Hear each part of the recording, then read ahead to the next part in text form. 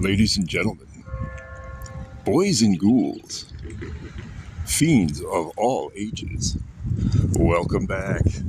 I'm your host, Anarchy Ass. We are back in Riverside, Illinois today to visit, or rather revisit, a much requested topic for this show, and that is the old Grumpy's Coffee House and Cafe. Coffee and Ice Cream Cafe. That was the subtitle of Grumpy's. Grumpy's existed in the historic arcade building of Riverside, which has the distinction of being located at 1 Riverside Road, right over here. This is it. This is how it appears today, right next to the tracks. And the mandatory train interruptions of this show. But Grumpy's is no longer with us. You can see this corner portion of the building, which I'll zoom in on right here. This is what housed Grumpy's from about 1994 until about 2004. So we're talking a period of approximately 10 years. And Grumpy's did exist after that. It reopened at a different location briefly before closing, but was never really the same. And usually when people talk about Grumpy's, and certainly when they talk to me about Grumpy's, this is the location that they mean. Grumpy's was opened in 1994 by the late, great David Moreau, who was a former train man. He had worked for the Burlington Northern Railroad for many years and had earned early retirement. He was only in his 40s. So he had a little bit of retirement money, a little bit of pension money, and he opened his dream, which was to start a cafe. And I think what he originally had in mind was more of a Parisian-style sidewalk cafe, but this being the Chicagoland area, that couldn't go year-round. So he would sell coffee for most of the year, and then it would become an ice cream shop also in the summertime and focus mainly on the ice cream. Of course, you could get ice cream at other times of the year, but he mostly went to coffee to sustain the business. I first became aware of it in 1995. I had taken some time off college and traveled in the British Isles. And when I returned, I needed a job. So I got a job at a Baskin-Robbins, which had changed to Edie's in Riverside, and scooping ice cream. And it was part-time. But I kept hearing these reports of this rival business, this rival ice cream shop called Grumpy's. And I eventually checked it out, and this is it. And then after that, I later became an employee myself. I'll get into that later. First, I want to, if I can zoom out, I want to give you an opportunity to see some photographs from my personal collection. Grumpy's really came into my life first, though, when I was walking past it at night. And it was at night, I want to say maybe 8 or 9 o'clock, which is rare for businesses in Riverside.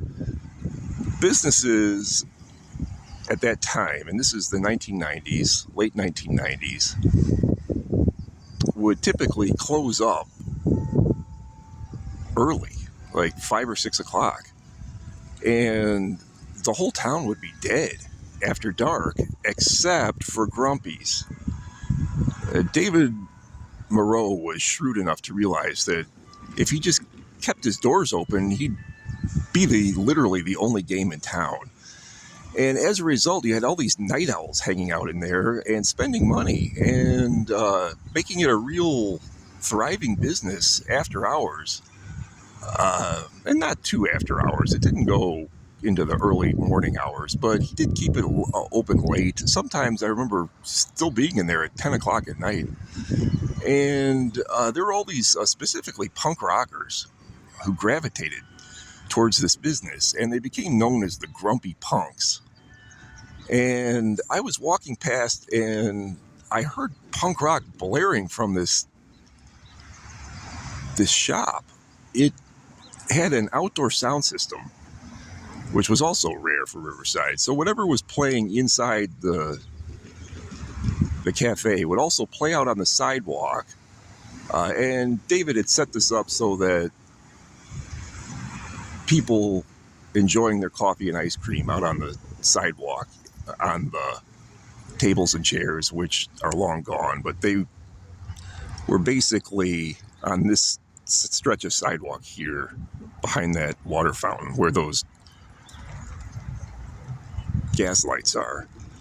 They could hear music. And when the clientele became more punk rock started playing in the store. And I was walking past, I remember hearing specifically the song Die for the Government by Anti-Flag, which, if you've ever heard it, it's not a subtle song, certainly not one you'd expect to be hearing in a business. I immediately went inside. That was the selling point for me. And to my surprise and thrill, there were all these really punk rock looking people of my ilk. They were the anarcho punks of the 90s hanging out in there. And I was surprised by this because Riverside is and was a very conservative Republican town. Even though Chicagoland is mostly Democrat, Riverside is not. It's upper middle class and upper class residents mostly. So to see all of this here was rare. This was not the Chicago North Side. This was not the NYC Bowery. So it was weird, and even more weird than it was intending to be. And it was so out of place, which made it even more punk, really. And I soon realized that the reason this scene had formed here was because this business was the only thing open. So all these punks had nowhere else to go. So even though David was not intending to have that scene, he did. He himself was, I would describe him as a ex-hippie. He really liked folk music and what we would now call classic rock from the late 60s and early 70s. And he kind of lived up to the Grumpy name because he didn't really appreciate all these punks, but he was tolerating them because they were spending money. And he had that attitude towards me also. I have to say, at first we were not friends, but we became friends over time and found out we had a lot in common, particularly our mutual dislike of the local politics. So I at first became a regular patron of the store, and then eventually an employee. And I was tempted to go inside to do some photo comparisons, but I'm sorry to say the interior has been heavily altered from what it was during the Grumpy's days, and it's not the same. But I do have some pics of the interior. Here's me in all of my punk rock glory. I'm rocking a mohawk, and you can see these coffees in back of me. What you would do is you'd walk up to the counter and buy a cup, and the price of the cup was dependent on the size. And then you could go over to this coffee bar and select your own coffee.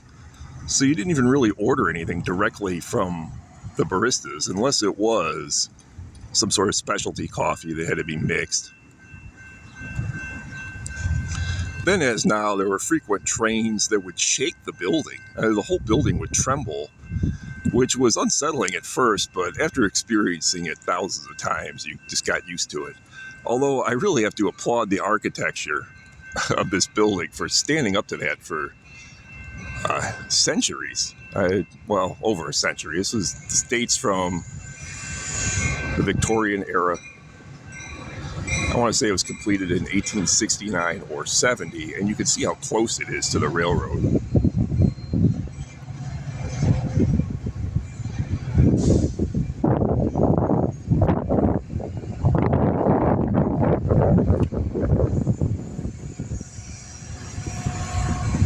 You can see also in this picture, over my shoulder here is, in reverse, is a neon sign that says Peterson's Ice Cream. Peterson's is a local Chicago ice cream manufacturer, and they make a version of Blue Moon, which was my personal fave. It had marshmallows in it. And you can see the coffee prices and types of coffee would be on the label in front of the coffee. And you can see the cups in back too. These are sample cups, letting people know what it looks like. These were no joke. You could really get wired with the amount of coffee that was sold.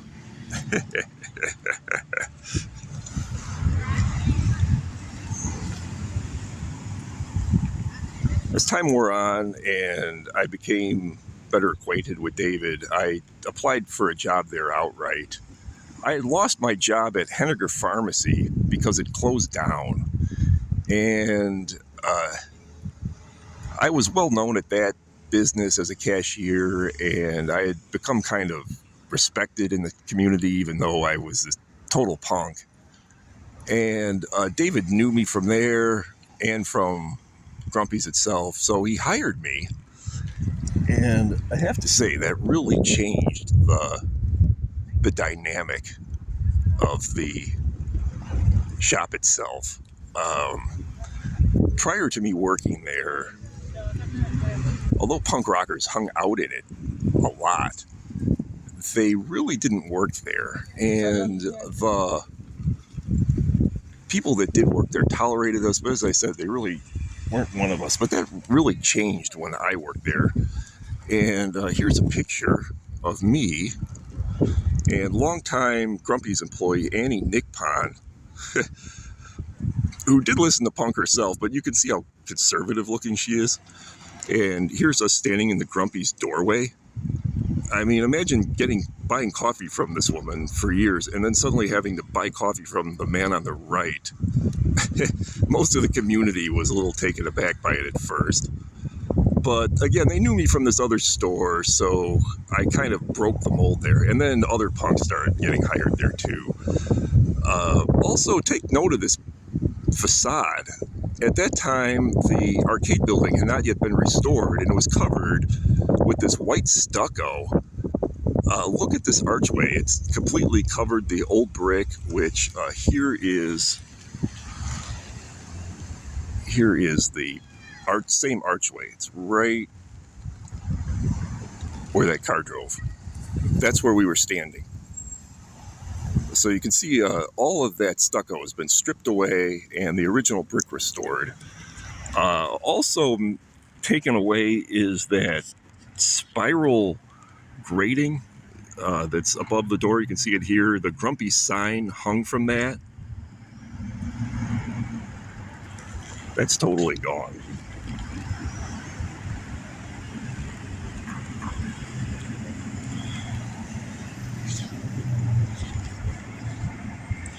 Also present is right by my thumb is this double flag post. It held American flags would fly from that until one of the punks lit them on fire. I don't know who it was, but luckily David or somebody in the shop acted quickly and put it out before it became seen by the community and became a big scandal. But that was the end of those. But the flag post itself stayed there for many years after that incident.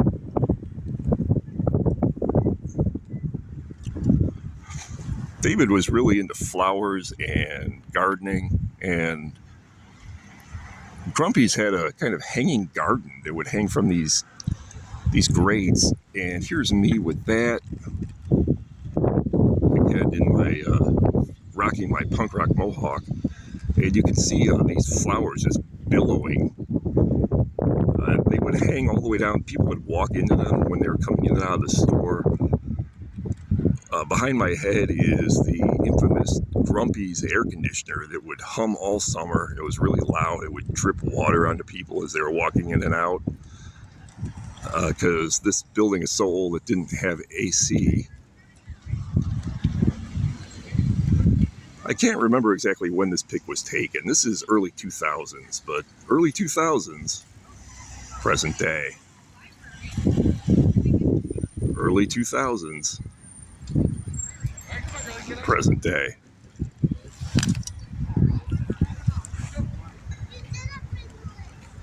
We're just looking for books about sloths. Yeah, I'd like to look for books about sloths.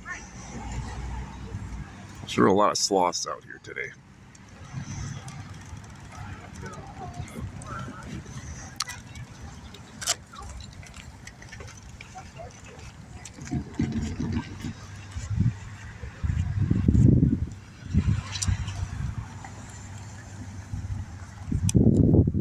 But Boz isn't a sloth, are you, Boz?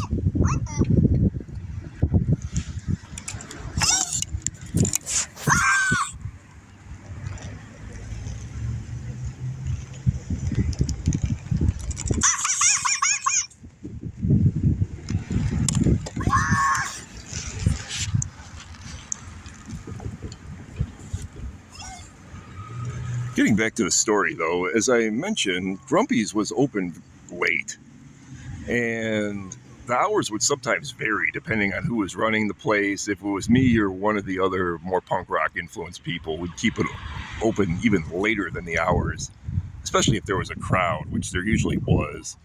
And this was not taken inside Grumpy's. This was taken out on the sidewalk, and but it does feature a couple of the Grumpy's regulars.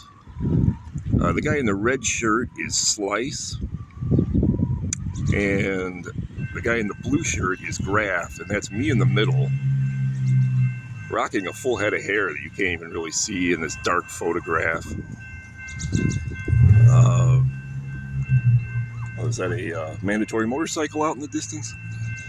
And yet another train. How many trains have been here today? Is it one? Is it two? Is it the three?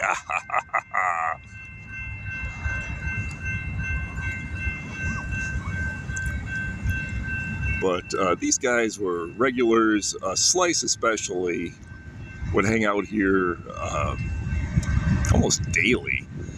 And his father was one of the local politicians.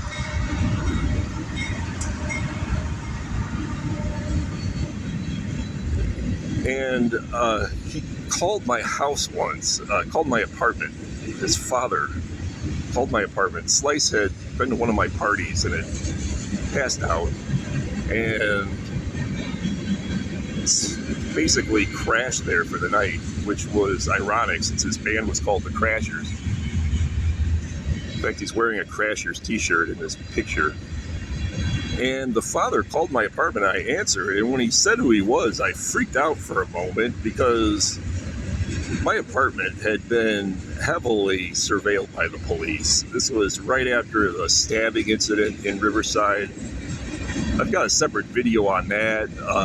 If you get a chance, check out my video entitled House of Stab. And the police were really leaning on me. They tried raiding my apartment a couple of times, which never really fully worked. They never made it past the hallway. So I thought that that's what was going to happen, but it turned out he was just looking for Slice here, who was just waking up at the time. One of my many Slice stories. So big shout out to Slice if you're watching this. Big shout out also to Annie Nickpon, who pretty much dropped off the face of the earth after Grumpy's closed, and I never saw her much after that. But if you're watching this, Annie, hope you're doing well.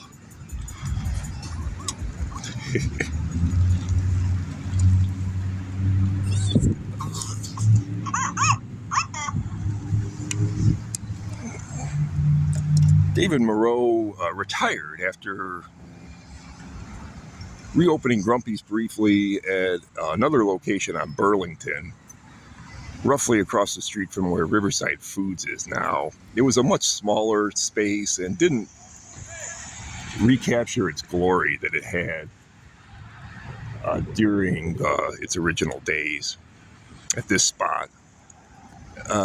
After his retirement, which was really his second retirement, he lived in Riverside, on the outskirts of Riverside in Brookfield, for the remainder of his life until he passed away recently, unfortunately. So rest in peace, Dave. And if you're up there, actually I should call him David. He hated being called Dave. Thanks for many, many memories. And that concludes my video on this subject. I hope I conveyed everything that you asked for. Thanks to everybody that still remembers me from this and remembers this business. I really appreciate it. Be sure to like and comment, or if you want to drop a comment, feel free to contact me on Instagram if you want to do so privately. My Instagram is anarchy_ass. So from everybody in the Grumpy's past, thanks for watching. Bye-bye.